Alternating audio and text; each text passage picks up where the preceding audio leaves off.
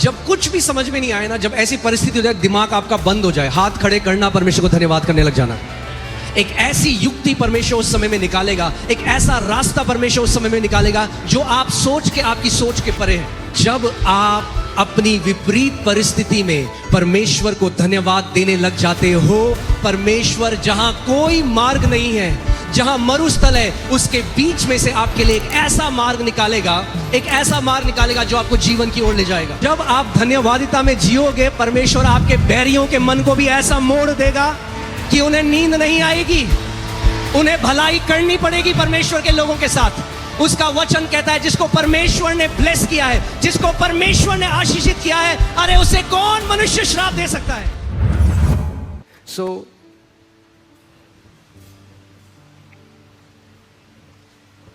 आपने देखा होगा, दो विश्वासी होंगे, वो साथ में कलीसिया आते हैं, दोनों फास्टिंग प्रेयर में भी होते हैं,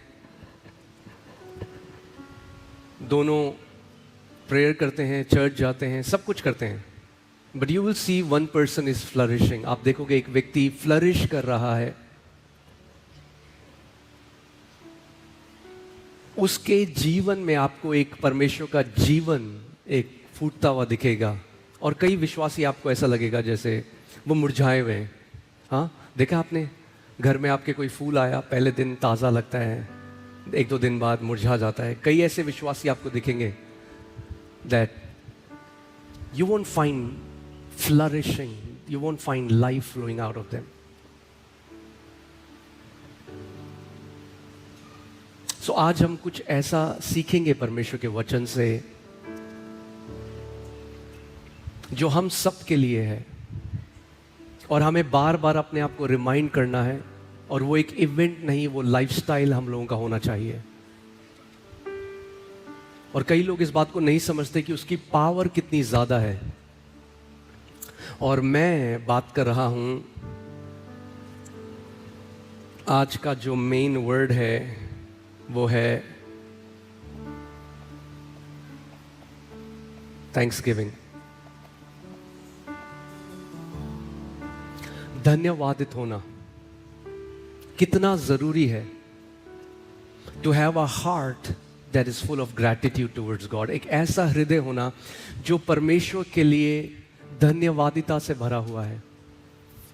और हम वचन में देखेंगे क्या होता है उन विश्वासियों के जीवन में जो धन्यवादिता में नहीं चलते। हाउ देयर अंडरस्टैंडिंग इज डार्कन्ड, कैसे एक अंधकार उनके हृदय में आ जाता है।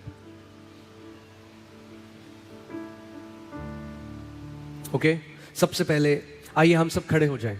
Will just read a scripture and then फिर आप बैठ जाना। लूका 17:11-19। ऐसा हुआ कि वह यरूशलेम जाते हुए सामरिया और गलील के बीच में से होकर जा रहा था। किसी गांव में प्रवेश करते समय उसे 10 कोढ़ी मिले। उन्होंने दूर खड़े होकर ऊंचे शब्द से कहा, हे यीशु, हे स्वामी, हम पर दया कर। उसने उन्हें देखकर कहा, जाओ और अपने आप को याजकों को दिखाओ। और जाते ही जाते वे शुद्ध हो गए।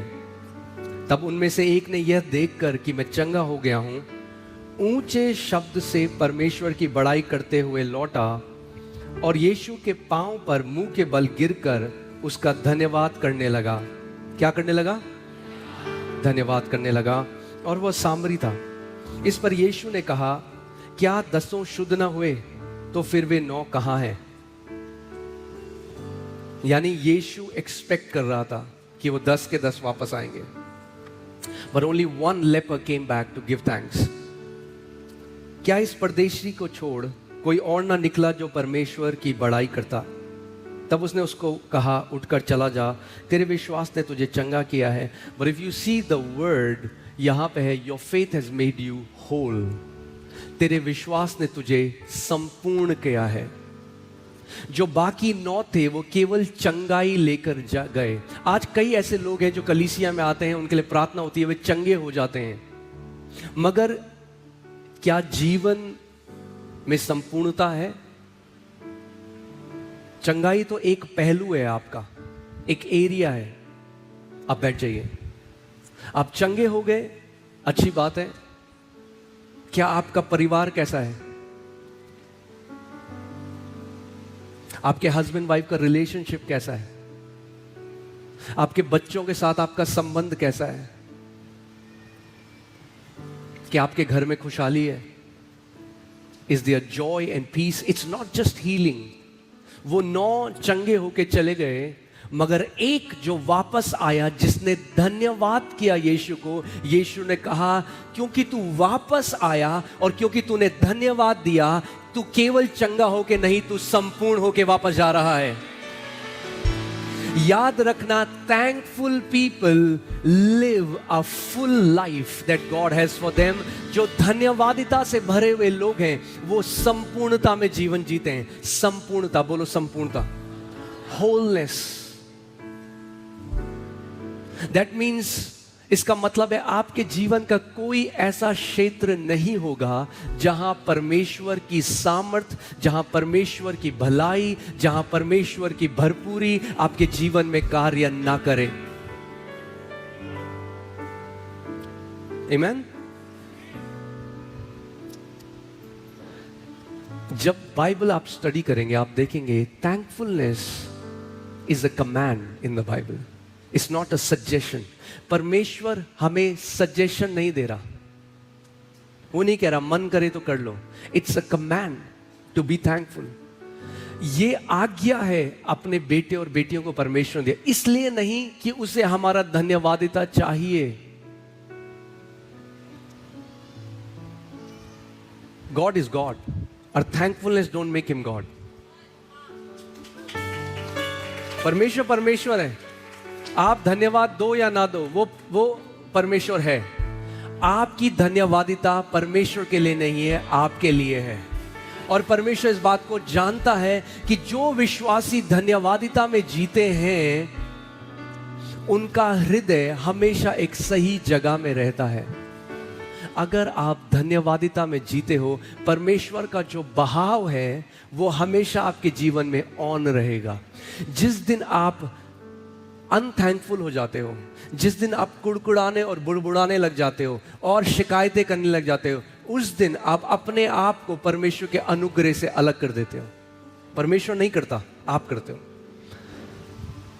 हम एक ऐसे टाइम में रहते हैं जब we are surrounded by negativity.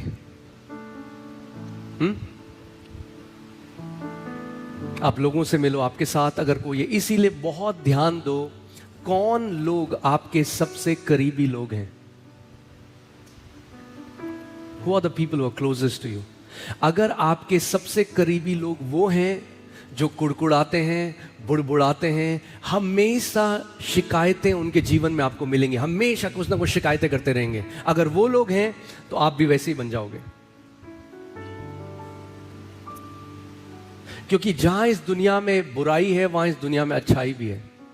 अगर आप बुराई की तरफ ध्यान लगाओगे, जो नहीं हुआ, जो अभी होना है, तो आपके अंदर परमेश्वर के लिए कोई धन्यवादिता नहीं रहेगी। इसीलिए दाऊद कहता है, ए मेरे मन, हे मेरे मन, परमेश्वर को धन्य कह। He is training his heart, he is training his body. वो अपने हृदय को ये सिखा रहा है, परमेश्वर को धन्य कह।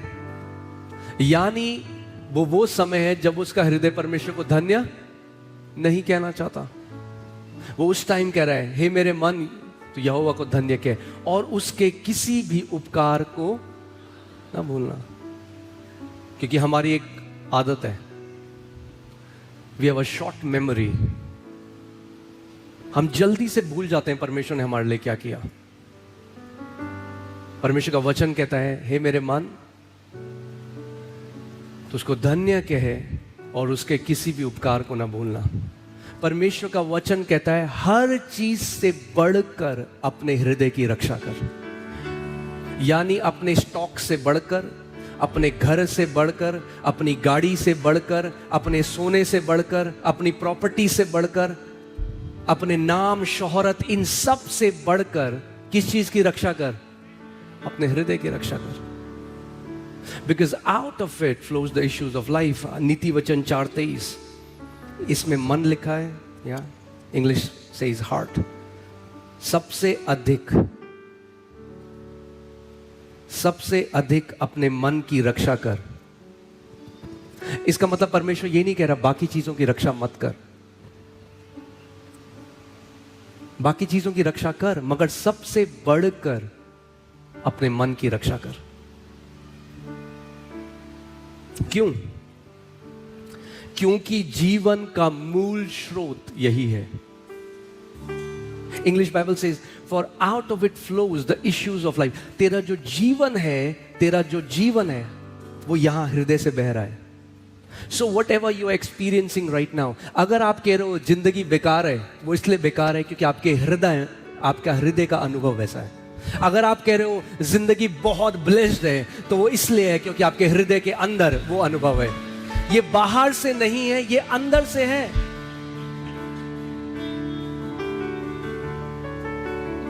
That's why मैं कभी जब ट्रैवल करता हूं, मैं कई उन लोगों के साथ बैठता हूं जो बहुत अमीर हैं और बहुत मेस्ड अप हैं, डिप्रेस्ड हैं, दुखी हैं। अगर पैसा और प्रॉपर्टी खुशी दे सकता तो वो सबसे ज्यादा खुश लोग होते, मगर नहीं है, नहीं है।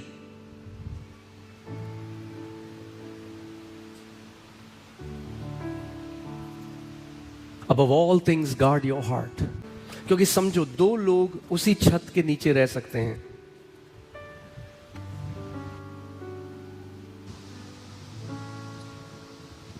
दो लोग उसी छत के नीचे रह सकते हैं, मगर एक का अनुभव बिल्कुल अलग हो सकता है और दूसरे का अनुभव बिल्कुल, एक डिप्रेशन में हो सकता है और एक मतलब उसे मजा आ रहा है, वो कह रहा है क्या ब्लेस जिंदगी है परमेश्वर, और दूसरा व्यक्ति डिप्रेशन में हो सकता है। ऐसा कैसे है कि दो लोग उसी छत के नीचे रह रहे हैं, वही खाना खा रहे हैं, वही चीजें देख रहे हैं अपने आसपास की, और एक आनंद से भरा हुआ है और एक डिप्रेशन में है। क्यों? क्योंकि हृदय दिक्कत है। क्योंकि हृदय के अंदर उठने बैठने वाले जो विचार हैं वो तय करते हैं कि आपका अनुभव इस पृथ्वी पर कैसा होगा। जो डिप्रेस्ड है उसके अंदर वही विचार चल रहे हैं, जो खुश है उसके अंदर अलग विचार चल रहे हैं।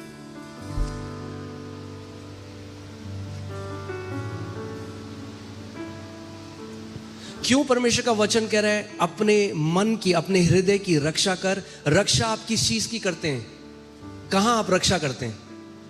क्योंकि कोई, आप घर में क्यों आज ताला क्यों लगाते हैं आप? क्योंकि कोई क्या ना कर दे, चोरी ना कर दे। क्यों परमेश्वर कह रहा है मन की रक्षा कर? यानी कोई चोर है जो अंदर घुसना चाहता है और आपके हृदय को कंट्रोल करना चाहता है।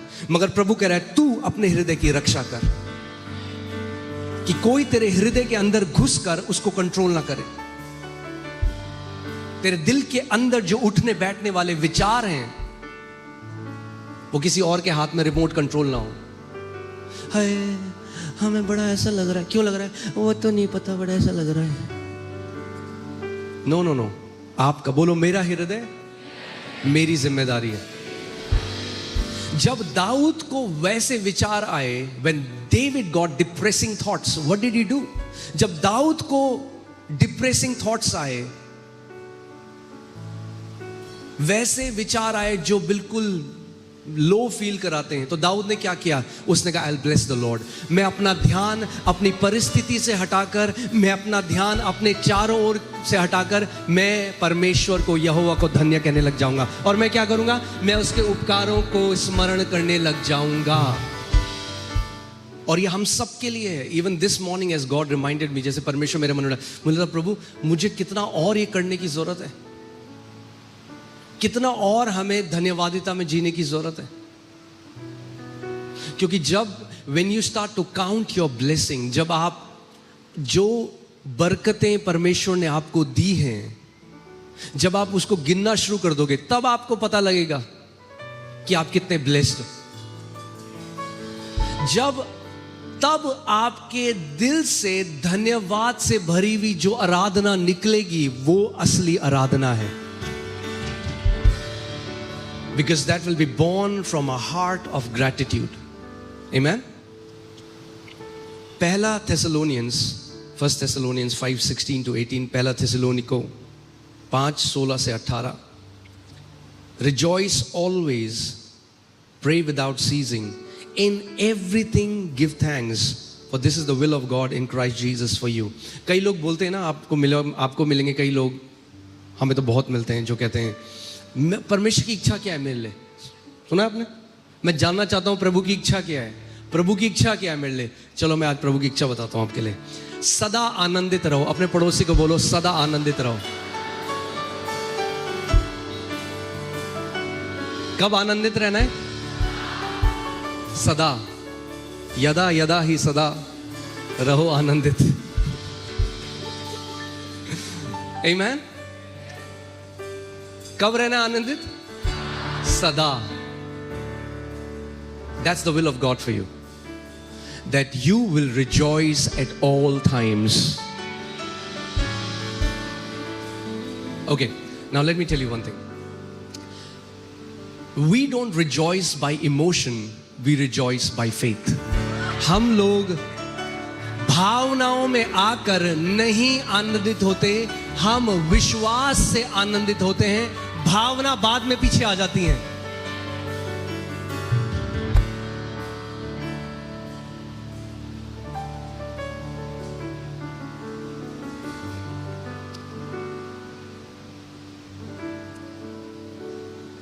Amen? So what's the will of God for you?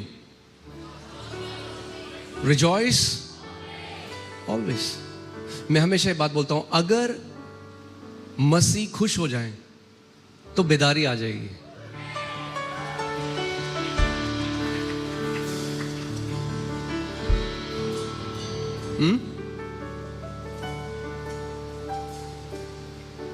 अगर कोई मीटिंग हो रही है, सारे लोग रो रहे हैं, तो लोग कहते हैं वाह क्या प्रभु का आत्मा मूव कर रहा था, सारे रो रहे थे।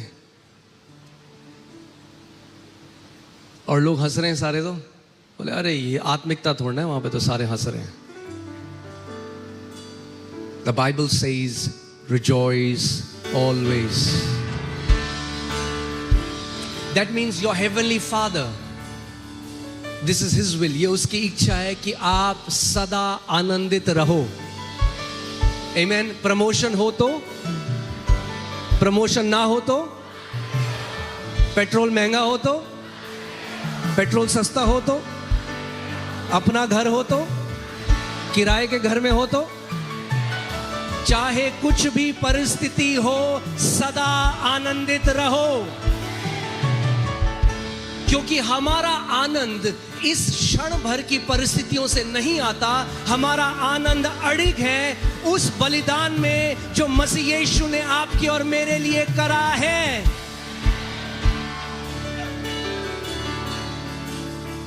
आमीन, हालेलुया।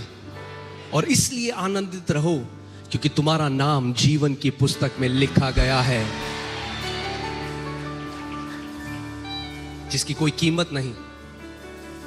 इलॉन मस्क भी नहीं लिखवा सकता अपना नाम, पैसों से नहीं खरीदा जा सकता।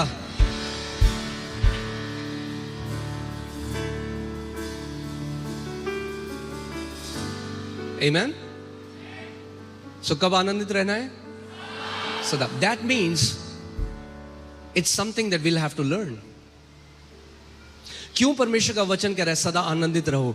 क्योंकि हम स्वर्ग के प्रतिनिधि पृथ्वी पे हैं, और स्वर्ग में जो हमारे भाई बहन है, जो हमारा परिवार है, वचन कहता है the family in heaven and family on earth. एक परिवार स्वर्ग में है, एक परिवार पृथ्वी में है। स्वर्ग में लगातार क्या है? लोग आनंदित। और यीशु ने कहा प्रार्थना करो जैसे स्वर्ग में पिता की इच्छा पूरी होती है वैसे पृथ्वी पे भी हो। अगर स्वर्ग में हमारा परिवार सदा आनंदित है तो पृथ्वी में भी परमेश्वर का वचन कह रहा है तुम सदा आनंदित रहो।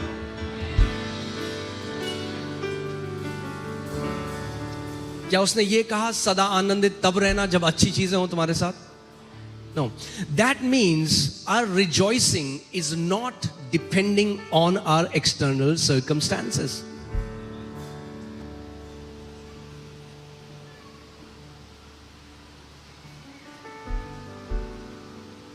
सदा आनंदित रहो।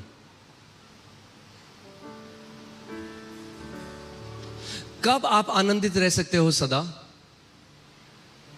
जब बार बार आपका ध्यान उस चीज में जाता है जो मसीह ने आपके लिए किया है।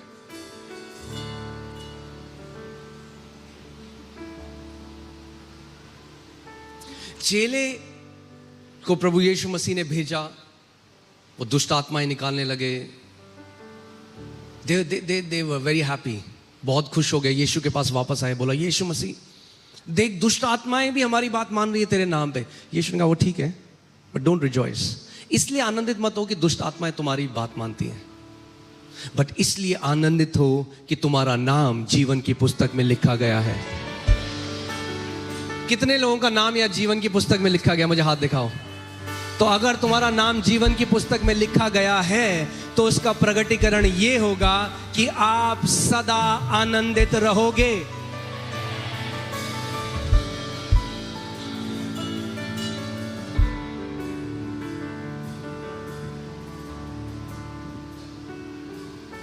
आज मैं आपको ये कुंजी बता रहा हूं, वो सीक्रेट बता रहा हूं। मैं जब दिल्ली आया, जब मैं नौकरी करता था, तो एक टॉप फ्लोर पे मालवीय नगर का कमरा था, उसकी टॉप फ्लोर थी टिन की। इतनी गर्मी होती थी, एक कूलर था, और दिल्ली की गर्मी आपको पता है, तो रात को जब नींद नहीं आती तो मग्गे में पानी भर के मैं बिस्तर पूरा गीला कर देता था। और उस टाइम में परमेश्वर ने मुझे सिद्धांत सिखाया।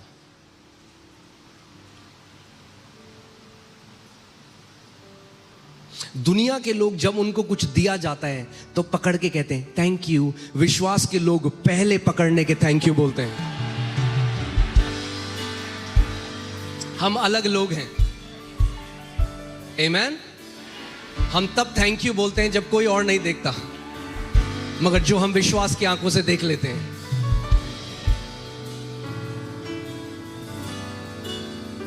सो रिजॉइस ऑलवेज। और उस टाइम पे मैं एक कॉल सेंटर में नौकरी करता था, और एक दिन हमारा जो बॉस है उसने सबको बुलाया। हम ज़्यादा लोग नहीं थे, 14-15 लोग थे। सबको बुलाया और बोला, सैलरी नहीं आई थी 2-3 महीने से, और बोला कि कंपनी के पास पैसा नहीं, हम लोग लॉस में चले गए।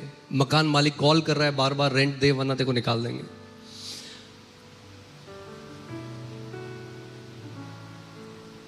उसने बुलाया, कहा कोई पैसा नहीं है तो अब तो सब बंद करो, अपना लैपटॉप और घर जाओ। और मैं कैब में बैठा हूं, और सारे जो साथ में मेरे दोस्त हैं, अब मैं खिड़की में बैठ के सोच रहा था किराया कहाँ से दूंगा, प्रभु किराया कहाँ से दूंगा। और जो सारे मेरे साथ में जो कैब में बैठे थे वो बहुत अच्छे भजन गा रहे थे, जो हमारा बॉस था उसके लिए। और मैं ये सोच ही रहा हूं कि प्रभु मैं कहां से किराया दूंगा। और अचानक से परमेश्वर की आवाज मुझे आई और बोला, सन मेरे बेटे, मैं तेरा उत्तम भाग और प्रतिफल हूं। जिस दिन ये बात आप समझ जाओगे, आपका उत्तम भाग प्रॉपर्टी नहीं, नौकरी नहीं, बाहर की कोई चीज नहीं, परमेश्वर स्वयं आपका उत्तम भाग और प्रतिफल है। और ये प्रतिफल कोई आपसे लेने वाला नहीं है, यीशु मसीह के नाम में। और अगर आपके पास परमेश्वर आपका प्रतिफल है, अरे तो आपसे कौन कोई अमीर हो सकता है इस दुनिया में। You are the most blessed person on this earth. और जब परमेश्वर का वो वचन मेरे पास आया, मैं पूरे दिन इस पर मनन करता रहा, प्रभु को बोलता रहा, प्रभु आप मेरे प्रतिफल हो, आप मेरा उत्तम भाग हो, प्रभु आप मेरा प्रतिफल, आप मेरा उत्तम भाग हो। मैं उसको धन्यवाद देता रहा, धन्यवाद देता रहा। अगले दिन मेरे घर पे नॉक हुई। मैंने दरवाजा खोला, मेरा बॉस कह रहा पूरी रात में सो नहीं पाया, केवल तेरी सैलरी देने आया हूं। वो जब आप धन्यवादिता में जियोगे, परमेश्वर आपके बैरियों के मन को भी ऐसा मोड़ देगा कि उन्हें नींद नहीं आएगी, उन्हें भलाई करनी पड़ेगी परमेश्वर के लोगों के साथ। उसका वचन कहता है जिसको परमेश्वर ने ब्लेस किया है, जिसको परमेश्वर ने आशीषित किया है, अरे उसे कौन मनुष्य श्राप दे सकता है। आमेन, हालेलुया। मगर मैं आपको एक बात बताऊं, अगर मैं भी उन लोगों की तरह मैं भी गालियां देने लग जाता अपने मालिक को, अपने बॉस को, मैं आपको बता रहा हूं ये मेरे साथ नहीं होता। दाऊद कहता है अपने मुंह पे पहरा लगा दो, ताला लगा दो।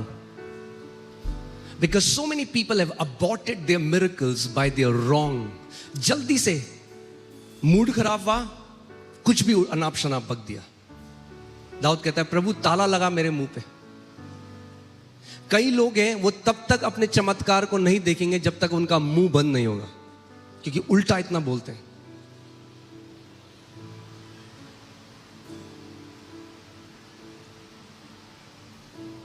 आमीन। ये सिद्धांत है। आज हम वचन से देखें। मैं आपको बता रहा हूं, इसको प्रैक्टिस करो, अगले 3 महीने मुझे बताओ आपके साथ क्या होगा। मैं आपको आज भी बता रहा हूं, जब कुछ भी समझ में नहीं आए ना, जब ऐसी परिस्थिति हो जाए, दिमाग आपका बंद हो जाए, हाथ खड़े करना, परमेश्वर को धन्यवाद करने लग जाना। एक ऐसी युक्ति परमेश्वर उस समय में निकालेगा, एक ऐसा रास्ता परमेश्वर उस समय में निकालेगा जो आप सोच के, आपकी सोच के परे है। आप सोच नहीं सकते उसको, आप सोच नहीं सकते। और जब मैं उस टाइम में था, उस टाइम परमेश्वर मुझे ये सिखाने लगा। और मैं एक बार ऑफिस से घर आया, रात का समय था, और वो जो लॉक होते हैं जो डोर में ही होता है, अलग से जो ताला नहीं होता, और मैंने कहीं चाबी खो दी। अब मैं घर आया, रात का समय है, चाबी नहीं है, अब दरवाजा भी नहीं तोड़ सकते, वो काफी मजबूत लॉक था। मैं सोच रहा हूं मैं क्या करूंगा, बिल्कुल समझ में नहीं आया, कहाँ रात को गर्मी है, सीढ़ी के बाहर कैसे रहूंगा। तो जब सब कुछ समझ में नहीं आया ना, मैं प्रभु को धन्यवाद, मैं कहा प्रभु तेरा धन्यवाद, प्रभु आप एक अच्छे पिता हो, प्रभु आप धन्यवाद, प्रभु आप एक अच्छे पिता हो, मैं प्रभु को धन्यवाद। अचानक प्रभु की आवाज मुझे आई। मालवीय नगर में एक चाबी बनाने वाला बैठता था। मैं आज आपको अपनी लाइफ से कुछ छोटी छोटी चीजें बता रहा हूँ। मालवीय नगर में एक चाबी बनाने वाला बैठता था जो 7-8 बजे चला जाता था। उसकी दुकान में भी लिखा होता था 8 बजे लास्ट चला जाएगा। तो प्रभु ने कहा जाओ, वो वहां पे है। अब मैं प्रभु से बात करूंगा, प्रभु तो 8 बजे चल जाता है, तो रात 12 बजे। प्रभु ने कहा जाओ, वहीं है। मैं गया, फिर रात को पैदल चलता हुआ गया मेन रोड में। जब मेन रोड में गया तो चाबी वाला वहां चाबी बना रहा है। तो मैंने उससे बोला भैया आप तो 7-8 बजे चले जाते हो, इतनी रात तक क्या रुक के क्या कर रहे हो? कह रहे भैया आज मुझे 200-300 चाबियों का ऑर्डर आया, आज रात वो बनानी है। जब आप अपनी विपरीत परिस्थिति में परमेश्वर को धन्यवाद देने लग जाते हो, परमेश्वर जहां कोई मार्ग नहीं है, जहां मरुस्थल है, उसके बीच में से आपके लिए एक ऐसा मार्ग निकालेगा, एक ऐसा मार्ग निकालेगा जो आपको जीवन की ओर ले जाएगा।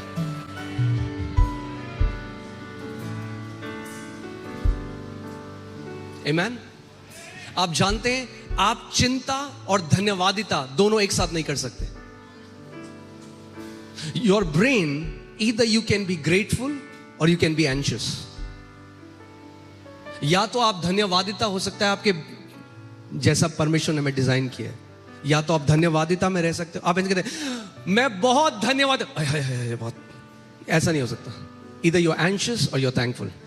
But if you are thankful you will never be anxious. अगर आप धन्यवादिता में जीते हो तो आप फिर कभी डिप्रेशन में, एंजाइटी में नहीं जियोगे।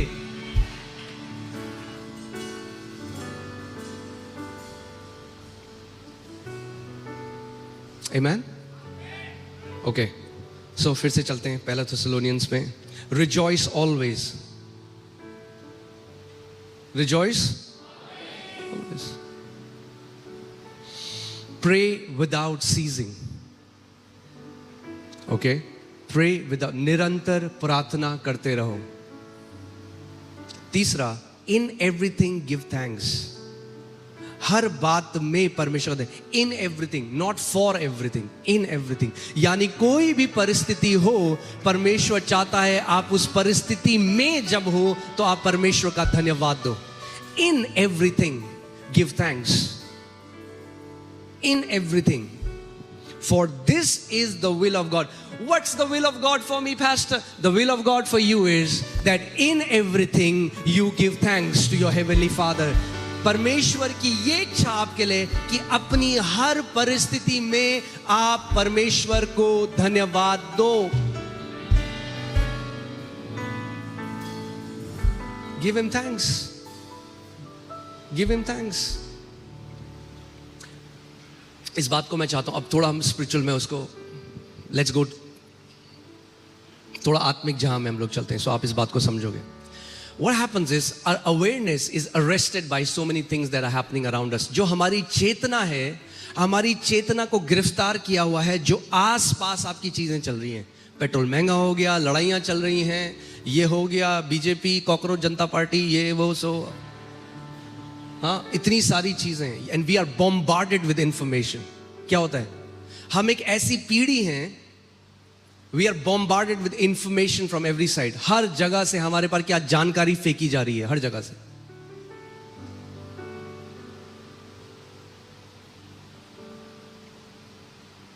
सो क्या होता है, जब आपकी अवेयरनेस पूरी ये चल रही है ना, अब आप प्रार्थना भी करने गए ना अगर, तो प्रार्थना मुंह से हो रही है, मगर हृदय ना इन चीजों में आपका, your awareness is not on God. एक व्यक्ति मेरे पास आया एक बारी और कहने लगा कलीसिया में, कह रहा वो जो लड़की है उसने ऐसे कपड़े पहने थे, वो आराधना नहीं कर रही थी, वो लड़का जो है वो आराधना नहीं कर रहा। मैंने, तू भी तो नहीं कर रहा था, क्योंकि अगर असली में कोई आराधना कर रहा है उसके पास इतना टाइम नहीं होगा देखने के लिए कि बाकी कोई क्या कर रहा है। So your awareness. इसीलिए आज मैं आपको एक बहुत प्रैक्टिकल, जो बाइबल हमें सिखाती है, कोई सीक्रेट भी नहीं है, बाइबल हमें ये सिखाती है, और मैं आपको ये बताना चाहता हूं कि कैसे, अगर आप सच में परमेश्वर, कौन है यहां पे जो चाहता है मैं परमेश्वर की उपस्थिति में जब जाऊं ना तो मैं घंटों प्रार्थना कर सकूं। You know why it's difficult? कई लोगों के लिए मुश्किल क्यों है प्रार्थना करना? Because they are praying in flesh, क्योंकि वो शरीर में प्रार्थना कर रहे हैं, आत्मा में प्रार्थना कर। आपको आत्मा में आना जरूरी है, क्योंकि परमेश्वर ऐसे आराधकों को ढूंढ रहा है जो आत्मा में और सच्चाई में उसकी आराधना करें। Those who can, यूहन्ना को जो प्रकाशित वाक्य का सारा प्रकाशन मिला, the revelation that John saw, he said I was in the spirit in Lord's day. मैं आत्मा में था, तब उसने तुरही की आवाज सुनी। सो आत्मा में आना बहुत जरूरी है। बोलो, आत्मा में आना जरूरी है। इसीलिए कई लोग कहते हैं हमने प्रार्थना करी, ये क्या हो रहा है? क्यों किसी की प्रार्थना इतनी पावरफुल है, चीजें होती हैं, हम प्रार्थना करते हैं कुछ नहीं होता? क्योंकि उन्होंने प्रार्थना को समझा नहीं। There is a method, there is a way you pray. एक तरीका है प्रार्थना का। जब आप उस बात को समझ जाओगे तो आप घंटों प्रार्थना कर सकते हो। आपको लगेगा अरे टाइम कितना कम है। अगर आत्मा में नहीं करोगे तो उल्टा लगेगा। सब की प्रार्थना कर दी, आप घड़ी देखोगे, आप बोले अब तो 2 घंटे हो ही गए, आप देखोगे 6 मिनट में होंगे। तो सबसे रेडी हो आप? भजन संहिता 100 उसका 4था और 5वां हम देखेंगे। उसके फाटकों से धन्यवाद और उसके आंगनों में स्तुति करते हुए प्रवेश करो। Because God is a spirit. वो एक ऐसे आयाम में रहता है जो आत्मा में है।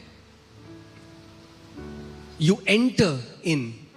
जब आप धन्यवादिता करने लग जाते हो तो आपकी अवेयरनेस कहां चली जाती है? आपकी चेतना कहां चली जाती है? आपके आसपास जो हो रहा है उससे हट के जो परमेश्वर ने आपके लिए किया है। when you start to thank him and then thankfulness will turn into praise, and when you start to praise him you will be in his court before his throne. आप उसके सिंहासन के सामने खड़े हो जाओगे। तो एक बात ध्यान सुनो, अगर धन्यवादिता होना, the Bible says enter his gates with thanksgiving. Enter his gates with thanksgiving. उसके फाटकों में धन्यवादिता के साथ प्रवेश करो। यानी धन्यवादिता क्या है? चाबी है। अगर उसके फाटक हैं, if it's a door and God says enter in with thanksgiving, then that means thanksgiving is the access card. हाँ, आप कॉर्पोरेट में जॉब करते हो, आप देखते हो कार्ड लगाया, दरवाजा खुल जाता है। प्रभु तेरा धन्यवाद, बैम, दरवाजा खुल गया, आजा अंदर। मगर आप बाहर खड़े हो, आप कह रहे यीशु मसीह क्या किया तूने हमारे लिए, हम तो इतना दूर आए वहां से छतरपुर। दरवाजा बंद, दरवाजा खुलेगा ही नहीं। दरवाजा खुलने का तरीका क्या है? थैंक्सगिविंग। उसके फाटकों में धन्यवादिता के साथ क्या करो? प्रवेश करो। यानी इससे पहले कुछ मांगो, इससे पहले कुछ चिपकाओ, कुछ काटो, कुछ फेंको, कुछ खींचो, सबसे पहले धन्यवाद दो परमेश्वर को, क्योंकि वो भला है और उसकी करुणा सदा की है।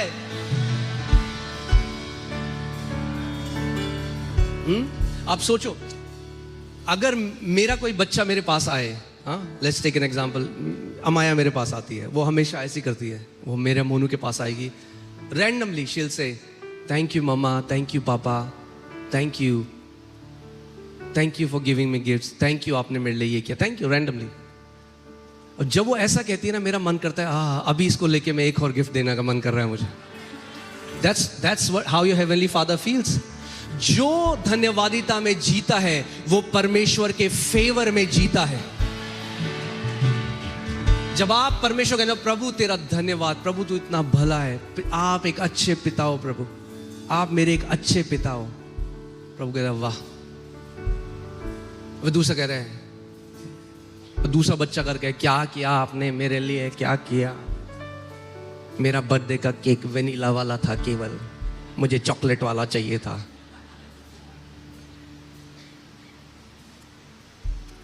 We'll come to that. Do you know that grumbling is a sin and God hates it? आप जानते हैं परमेश्वर कुड़कुड़ाहट, बुड़बुड़ाहट और शिकायत करने से नफरत करता है। Hear this, if faith pleases God, then complaining displeases God. अगर विश्वास से परमेश्वर प्रसन्न होता है, शिकायती होने से परमेश्वर नाखुश होता है।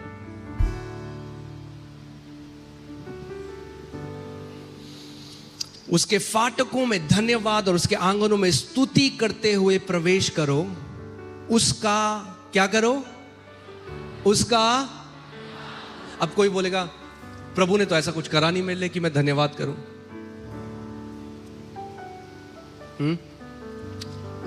हम परमेश्वर का धन्यवाद केवल इसलिए, वो जो उसने हमारे लिए किया है वो बाद में आता है, मगर पहला धन्यवाद इसलिए नहीं कि प्रभु ने हमारे लिए क्या किया है, पहला धन्यवाद इसके लिए है जो परमेश्वर है। He is a good father. यहां पे देखो क्या लिखा है, क्योंकि उसके नाम को धन्य कहो, क्योंकि यहोवा भला है। क्योंकि वो भला है, वो भलाई करता है हमारे साथ। But we are thankful. The foundation of our thankfulness is because our Father is good. हमारा पिता भला है, इसलिए हम धन्यवादित हैं, क्योंकि यहोवा भला है। बोलो यहोवा भला है। उसकी करुणा सदा के लिए और उसकी सच्चाई पीढ़ी से पीढ़ी तक बनी रहती है। इसलिए हम उसके फाटकों में धन्यवाद के साथ और उसके आंगनों में स्तुति के साथ प्रवेश करेंगे। हालेलुया।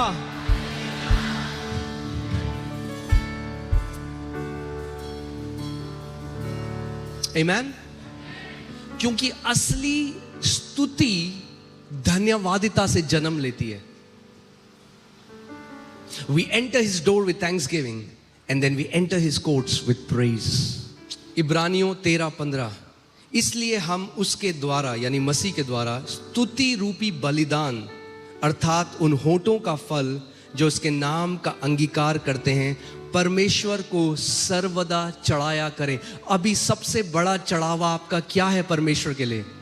जैसे और जो ये लिखा गया है ये कंपेयर कर रहा है पुराने नियम में, जैसे वो जानवर चढ़ाते थे, बकरा चढ़ाते थे, ये सब चढ़ाते थे, मगर अब नए नियम में हम क्या चढ़ाते हैं? होठों का फल चढ़ाते हैं, स्तुति रूपी बलिदान चढ़ाते हैं। जब आप परमेश्वर की उपस्थिति में जाते हो, you offer the sacrifice of praise. बलिदान क्यों? उस समय में जब आपका मन नहीं कर रहा करने का,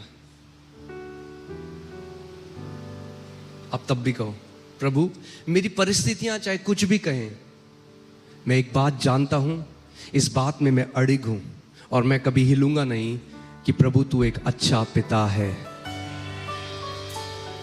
मेरा अनुभव मुझे कुछ भी कहे, मैं सत्य को जानता हूं।